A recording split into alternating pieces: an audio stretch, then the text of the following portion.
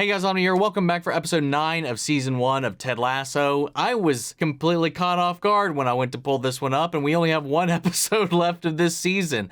I guess that makes sense considering how the last episode ended. We have that whole little debacle to unravel and resolve. It feels like something that would be a little closer towards the end of the season. I just for whatever reason, I thought we had more episodes left for this first one, but literally after this episode is the finale for season 1, so let's go ahead and see what happens, guys. If you want to see the full reaction, check it out over on Patreon, or if you got my Emerald channel, get you access as well. It is a watch-along format, so you will need your own footage to sync up the time codes of reaction the entire episode. Over there, you get the same thing for all the other shows and movies that we cover on the channel. You also get to suggest and vote on what movies to react to each month. We got monthly Q&As, behind-the-scenes footage to try to make it worth your while. Sure to support the channel. But at the end of the day, I'd really appreciate it. If you enjoy this reaction, at least leave a like, drop a comment, subscribe if you're not already, because it really does go a long way with helping these videos out over here. And with that all said and out of the way, let's go ahead and hop into episode 9.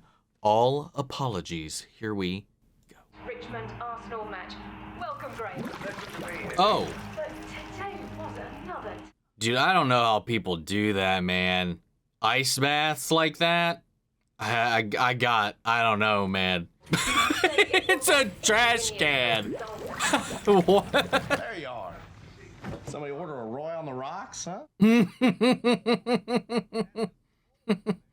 just tell me I fucked up and then go. You had a bad day. Big whoop. Big whoop. Yeah, big whoop. You beating yourself up is like Woody Allen playing the clarinet. I don't want to hear it. Go easy on yourself. I got your back. Ain't nothing gonna change that. Look at you in there. Looking like a brunette Oscar the Grouch. Oh, that is perfect. Oh, snap. Watch your back, Kate Moss. There's a new bad girl on the British market scene, huh? Oh. Biscuit boost. Yeah. God, I want to taste them. Because if she's so obsessed with these things. There's probably a little girl out there somewhere rocking a tiny eggplant-colored power suit, and she's just dreaming about becoming a sports executive. Dreams? Impossible. And in this scenario of yours, little girls read the Football Financial Quarterly. Well, who knows? Little girls are mysterious and silly and powerful. I gave up trying to figure it out Aww. years ago. How's the team morale going to the final weekend? I mean, I'm still heartbroken about the last loss. Are you? Not bad. Can I breathe for a No! second, Rebecca? God, it smells of feet in here. I mean, it just hits you immediately, doesn't it? It's hot, like feet fug right up your nose. You're You being a smell it. right floppy cock, Rebecca.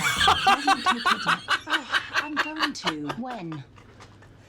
Oh my Imagine doing God. something unforgivable to someone who doesn't deserve it, and then having to look them in the eye and tell them what you've done. I don't have to imagine, I've done it. Year 8, I took a shit in Joanna Wellington's locker. I apologised. I was uninvited to her birthday party, and then we patched it up a week Oh later. my Lord. Sorry, why did you do a shit in her locker? I don't know. I was 13. What? Teenage girls are like mysterious and dark and dangerous. Okay. That is not the point. What the hell? I know women like shoes, but girls, come on, this is silly. Sorry, that was really sexist. Oh. I just wasn't expecting there to be anyone in here. But you are in here, that's great. Check the bench in here. Yeah, I'll go. I mean, what would be the point of telling Ted now? It doesn't change anything. It will change how I feel about you. Oh. And people deserve the truth, man. Especially somebody like Ted, man. I keep saying man, like too many times per sentence sometimes. Hey, I was just thinking literally like we hadn't seen him in a I'll while. let you know right now that Roy Kent is the backbone of this team. All right, let's mix it up in here a little. If you're an introvert, I want y'all to raise your hand. You guys get the next few questions. That was a trick. If y'all were really introverts, you would have been quiet as a church mouse. You know, unless that church was Westboro Baptist. Those turkeys won't shut up.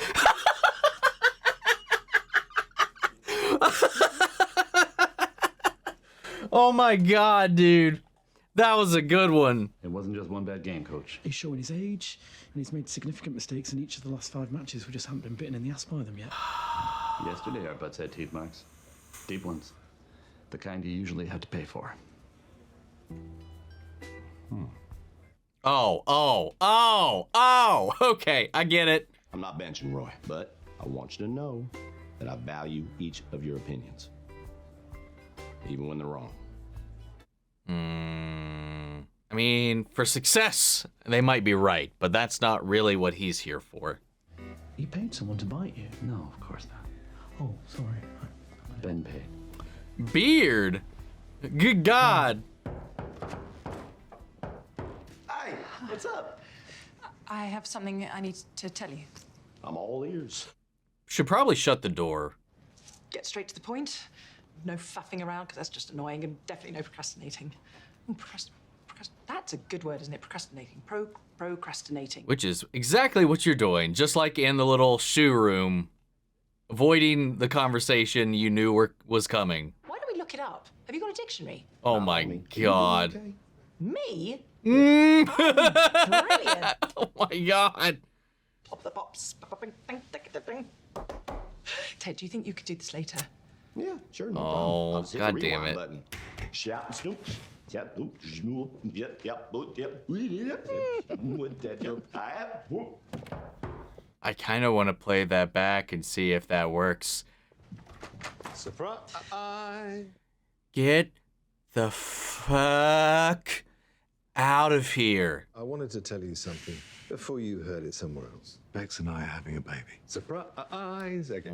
Wow. What is your fucking deal? I do want a child. I suppose I didn't want one with... before. Dude, just a stray car could just come right in here right now. I know we're on the top floor, but make it happen. And I'm so glad I got to tell you this in person. Fuck you. Good luck against Man City. This guy is awful. I think I must tell you. Deja vu. You fucking bitch. Nope, that's new. Finally. I hired you because I wanted this team to lose, and I sabotaged you every chance I've had. It was me who hired that photographer. I set up the interview with Trent Krim, and I instigated the transfer of Jamie Tartt. This club is all that Rupert has ever cared about, and I wanted to destroy it, and I didn't care who I used or who I hurt. All you good people just trying to make a difference. Ted, I'm so sorry. If you want to quit or call the press, I'll completely understand. I'll forgive you. What? Why? Divorce is hard. It doesn't matter if you're the one leaving or if you're the one who got left. It makes folks do crazy things. Hell, I'm coaching soccer, for heaven's sake. This job you gave me has changed my life. It gave me the distance I needed to see what was really going on. Yeah, you and me, we're okay. Come on, just shake this hand. My arms start to get... You know, I think that if you care about someone and you got a little love in your heart, there ain't nothing you can't get through together. I see you down here, boss. No. God damn it, man. Yeah, there's no way he's gonna let that fester over her like that. Gotta remember, your body is like day-old rice. If it ain't warmed up properly, something real bad could happen. One time, I was being sick, and at the same time, I was having diarrhea. Anybody else want to share? To be able to do both those things at the same time, the body is a miracle. What the f... Hey, Coach, I thought of a joke this morning in the shower. Coach, it was a British house. Oh, is he giving the silent treatment for the whole You act like I'm chasing you with a booger or something. freaking... Okay, all right, I see what's going on here. It's the Roy thing. That's what I was figuring. Hey, Nate, what does the British owl say? Ah! Oh, you gonna do that move where you act like you don't hear me, then you just walk away, huh? Oh, it's like Oh! that. Fuck. That's all right, Roy. Fuck. Keep up, Roy. You got this, Roy. Fuck. That's it. Swear it out, Roy. Swear it out.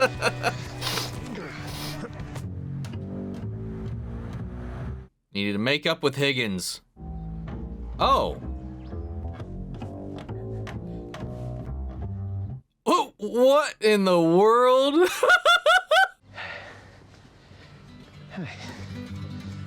This literally tripped my brain out and thought we were back in the opening again. What my ticket says. This is a mildly unsettling view, though. We've been talking about the starting lineup against No, Man don't City. you dare. You're not fucking benching me. Well, no, hey, I'm just talking here, Roy. Yeah, talking. That's all you do is talk. Talking all that bullshit about how you got my back. No, hey, I do have your back. Bullshit. You pretended to be a man of your word. You're fucking full of shit. You can go fuck yourself. Well, that went great.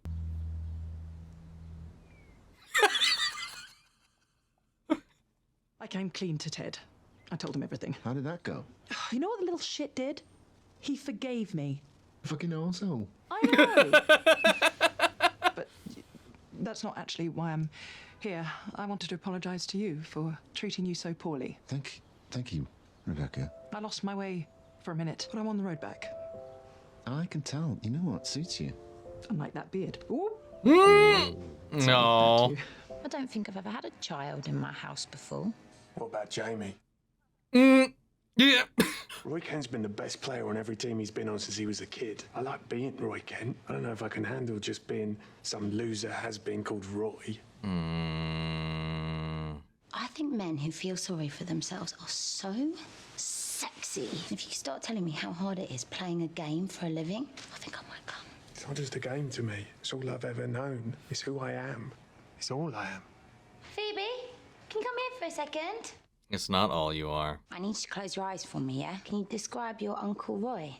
Everything that you can think of. His beard is scratchy. He swears a lot. He's really funny. And I love him. Point is, No. you don't know what people think about Roy Kent. All that matters, Roy Kent, is what you think about Roy. No. That was so goddamn cute. Oh, look. Look who's back for another round. Are we playing the long game? But if I'm being honest, I actually never got around to telling Roy. Now, don't give me those eyes. He figured it out all on his own. I can see you're happy now, but don't be. He literally didn't change his face at all. And you know better than anyone that all this ain't about winning to me, because that ain't how we measure success, right? Damn it, it is! Uh-oh. Who put a firecracker up your butt and lit it? You did! I'm sick of it. I understood this mission when we were in Kansas, but those were kids and these are professionals, and winning does matter to them. And that's okay. Ain't that right, May? Hey, fucking minute is. How do you not get it? Losing has repercussions. We lose, we get relegated. We get relegated, this is over. And if you want to pick a player's feelings over a coach's duty to make a point, I don't want to drink with someone that's selfish. Wow. That was the sexiest fucking thing I've ever seen in my life. Get your things.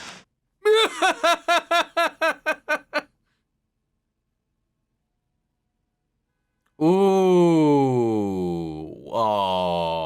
Oh. Sorry I told you to go fuck yourself. Man, la-di-da. I'm usually better at hiding my anger. Was that a joke? Know thyself. Told my niece I might not be playing. She asked if we could go get ice cream. How's the ice cream? Good. It's fucking ice cream. Yeah, right? Ice cream is the best. It's kind of like seeing Billy Joel perform live. You know, it never disappoints. It does give me the toots, though. Yeah, ice cream, not Billy Joel. Oh, I was gonna say, I was like, what the fuck? If I wasn't playing. Little shit said yes. Didn't even blink. I promised myself I was never going to watch Fresh Prince again when they swapped out Aunt Viv's. But truth be told, as long as they let Carlton do his thing, I was always going to take a minute and just sit right there. Yeah, sidebar, case in point, right here. Bam. Iconic. Yeah. I never know how to react when a grown man does the Carlton in front of me. You can see a silhouette do this. You know exactly what it is. You know exactly who's doing it. It is the one, the only, Alfonso. Sorry, Miss Shipley! You've been hurt off and on all season. Why would you say you're injured? You can't play. No shame in that. That would help protect my stock if I want to move next season. Well, obviously my preference would be to have you there at practice tomorrow and the game. But, hey, you gotta do what's right for you. Gotta think about it. I'd call you a big dummy poo-poo face if you didn't. No.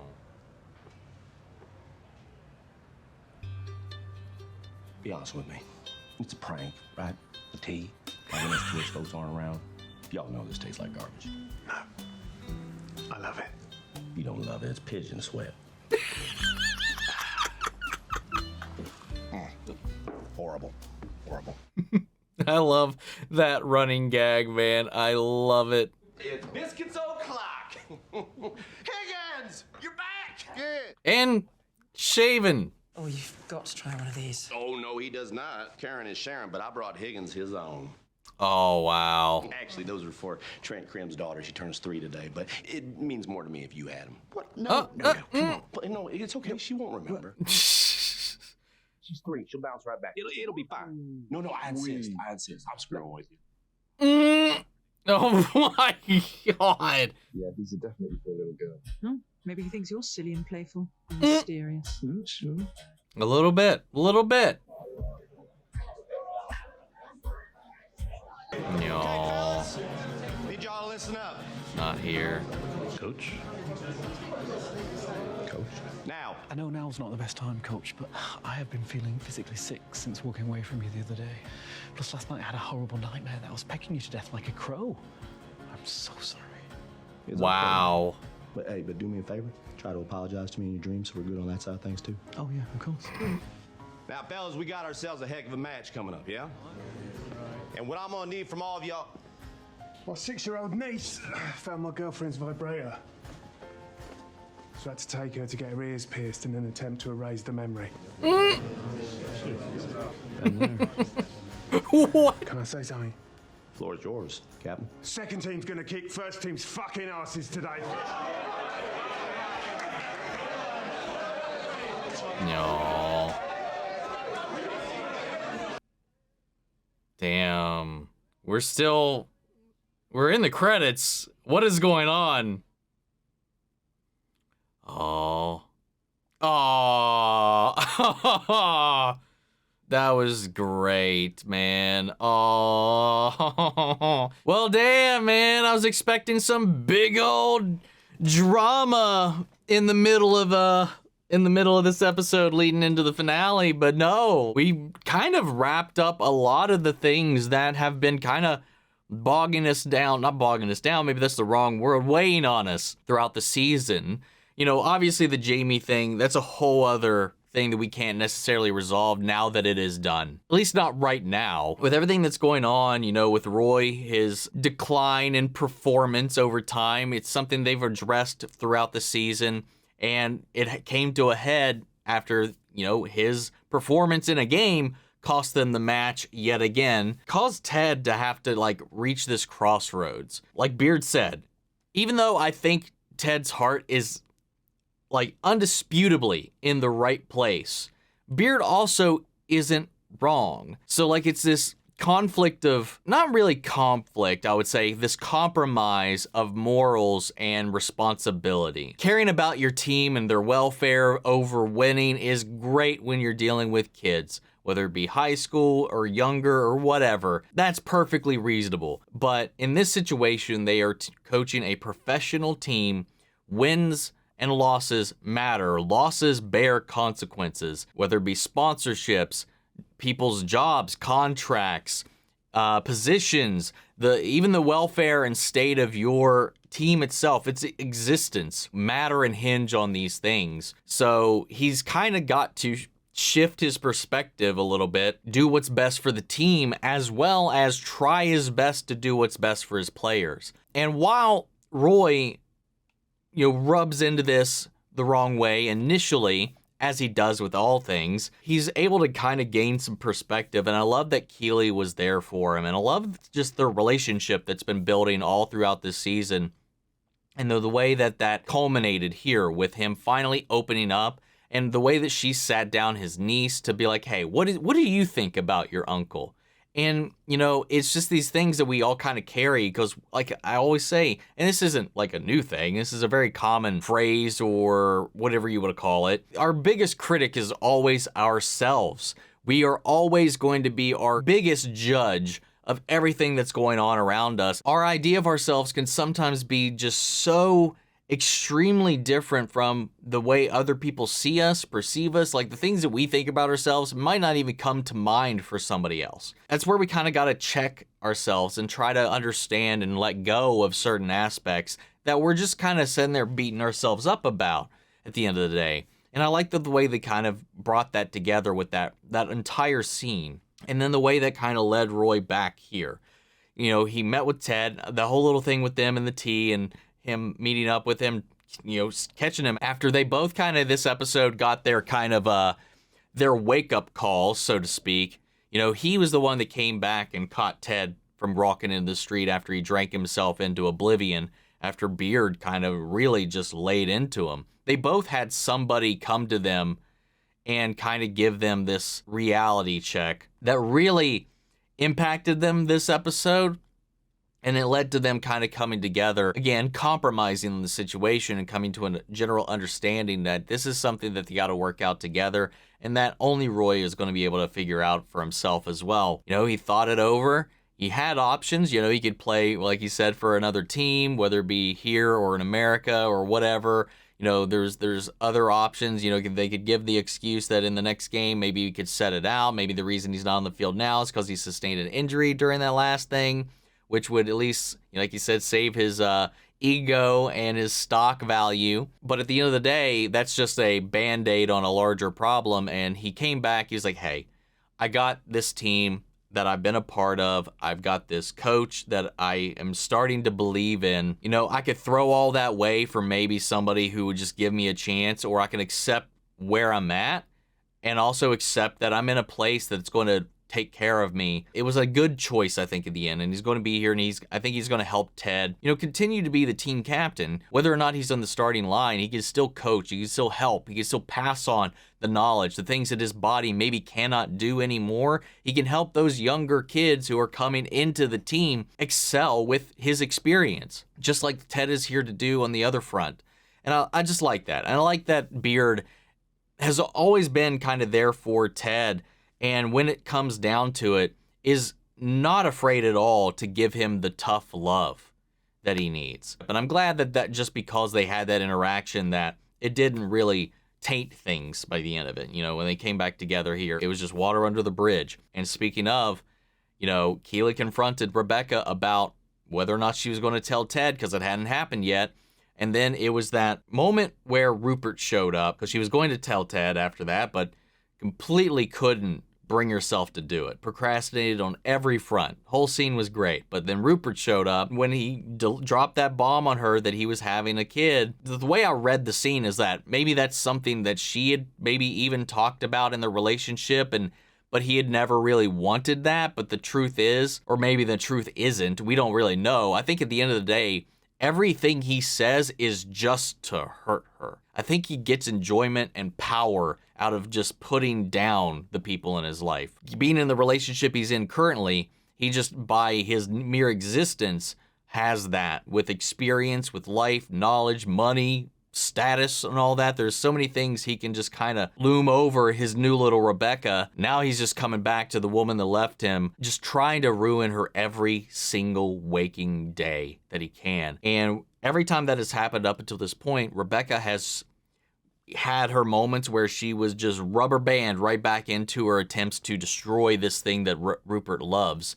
And this time, thankfully, thank the heavens, she realized what was happening and she confronted Ted. That was the straw that broke the camel's back right there. Like, there was no winning that she could get out of this at that point.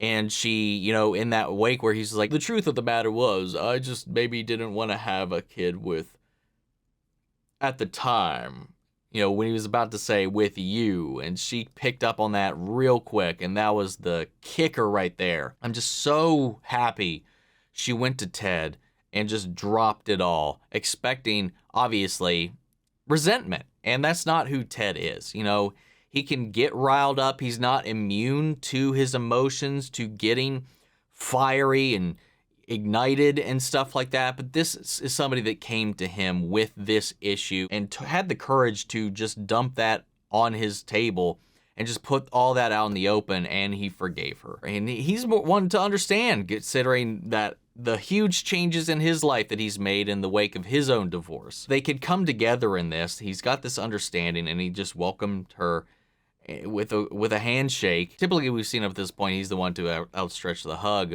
but this time, it was her. Finally, it was her.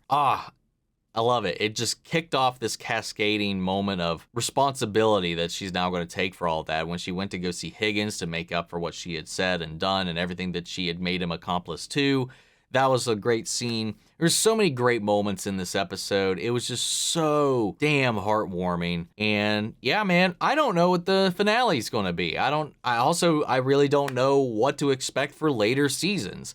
Like, this feels like what could have been a nice, beautifully self-contained little story. At least right now, something in the next episode could throw that all into a whack, but it feels like we're nicely set up for a resolution here at the end of the day. And maybe that's because they didn't know if they were going to get anything out of this after this first season, but maybe because it was so successful, they were like, all right, let's come at it again.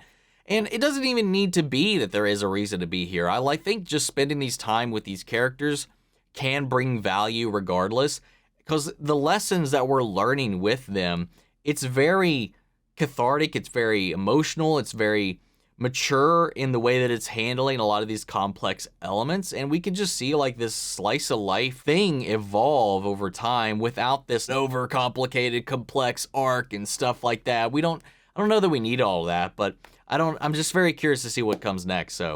But that's all I got for right now, guys. I'll go ahead and pass it off to you. So sound off the comments and let me know your thoughts down below. We'll carry on the conversation after the video. Hope you enjoyed the reaction. If you did, leave a like, drop a comment, subscribe if you're not already. Remember, if you want to see the full length reaction, check it out over on Patreon, or if you become a member of the channel, gets you access as well. And speaking of before we go, I want to shout out our channel legends: Manny, Sherritt, Ryan, Karen, York, Scott, Melita, Robert Anguiano, Jeffrey Hell, Jake and Trell, Eric Official, Amy Becca, Casey Wood, Scythe, and JoJo. Thank you guys so much for continued support. But that's it for this video, guys.